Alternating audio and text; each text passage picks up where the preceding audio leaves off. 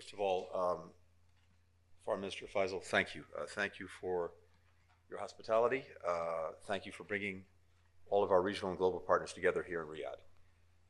When President Biden traveled to Jeddah last summer, he affirmed the importance of the Middle East to the long-term security and economic interests of the United States. And he made clear that we're committed to continuing and deepening our partnerships in the region. Together, we can drive real progress for all our people, not only to address the challenges or crises of the moment, but to chart an affirmative vision for our shared future. Over the last few days, we have advanced that progress on several fronts, working with our Saudi partners, working with the Gulf Cooperation Council, working today with the Global Coalition to defeat ISIS. The Foreign Minister and I just finished a productive meeting of the Global Coalition to counter ISIS. The United States very much appreciates the leadership of Saudi Arabia, not only in hosting this meeting, but for its contributions, constant contributions, and crucial contributions day in, day out to our mission. While our coalition has taken back the territory that ISIS once controlled and inflicted severe losses on its leadership, ISIS nonetheless remains an active threat. The ministerial that we just had focused on several key areas of need. Those include stabilizing areas liberated from ISIS so that the group can't exploit poor security, economic or humanitarian conditions that leave people desperate. And also, as you've heard from the Foreign Minister, repatriating foreign terrorist fighters and their families from Al-Hol and other displaced persons camps. We're also working to keep pace with evolving threats, including ISIS's expanding efforts across sub-Saharan Africa and ISIS Khorasan. Our 86-member coalition leaves this ministerial better focused and equipped to continue the mission to eradicate ISIS. The United States and Saudi Arabia, both as bilateral partners and through the GCC, are working closely together to address several other challenges in the region. In Yemen, when President Biden took office, war was raging. The country was experiencing arguably the worst humanitarian crisis in the world.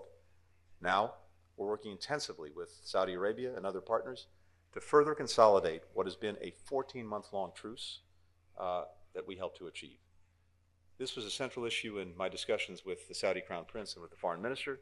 And today I had an opportunity as well to meet with Yemen's President Al-Alimi to discuss the path forward. Our objectives are a durable ceasefire and an inclusive Yemeni-led process mediated by the UN, one that meets Yemeni's calls for justice, for accountability, for redress for abuses, and ultimately leads to a political resolution of differences in Yemen. Our special envoy, Tim Lenderking, will continue to work with the parties and partners in the region in the days and weeks ahead to resolve issues standing in the way of a lasting peace. The United States and Saudi Arabia, together with the GCC, are also focused on Iran's destabilizing influence in the region, including its support for terrorism and violent militia groups, the seizure of tankers transiting international waters, and nuclear escalation.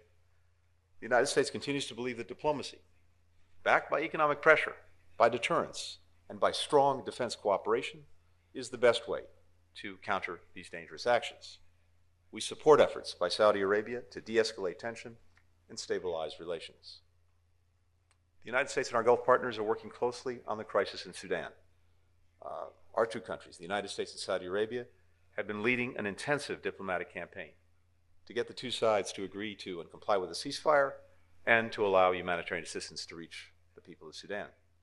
We will keep working toward a durable cessation of hostilities and the swift formation of a civilian-led transitional government, together with our partners in the Gulf, in Africa, and with the United Nations.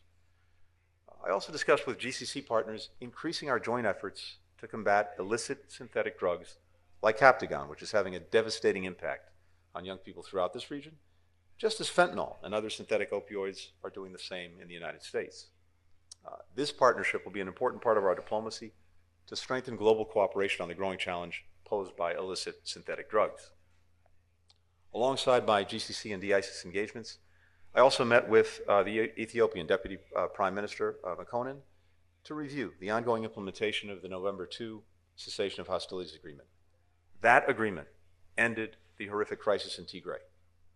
For peace to endure, the parties must acknowledge the atrocities committed and pursue accountability, together with reconciliation. The United States will continue to partner with Ethiopia as it builds a credible transitional justice process to break the cycle of ethnic and political violence that has gripped Ethiopia and prevented it from reaching its potential for far too long. The U.S. partnership with Saudi Arabia in the Gulf extends far beyond addressing challenges and crises in the region. It is critical to expanding opportunity and driving progress for our people and for people around the world. Through the Partnership for Global Infrastructure and Investment, the United States and Saudi Arabia are working together to deliver quality, sustainable infrastructure to benefit people in low and middle income countries.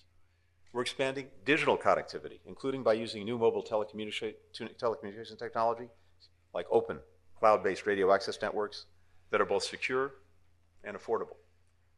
We're combating the climate crisis and accelerating the region's clean energy transition through our bilateral partnership framework for advancing clean energy that we signed last summer and that can unlock new solar, green hydrogen, and other renewable energy investments. A key part of our strategy to advance a more prosperous, stable, and secure region is regional integration and de-escalation. The Gulf is more connected than ever, both as a region and with countries in the broader Middle East, including Israel. The United States will continue to play an integral role in deepening and expanding normalization. As President Biden said in Jeddah, universal rights and freedoms and the protections they bring are a core priority for the United States, and the U.S.-Saudi partnership can be deepened by progress on human rights. That's why we strongly welcome and support historic steps to increase women's participation in public life and the workforce, to expand interfaith tolerance, among other reforms in the country's ambitious modernization agenda. And that's why we'll continue to keep human rights firmly fixed on our bilateral agenda, a point I made clear in our meetings this week.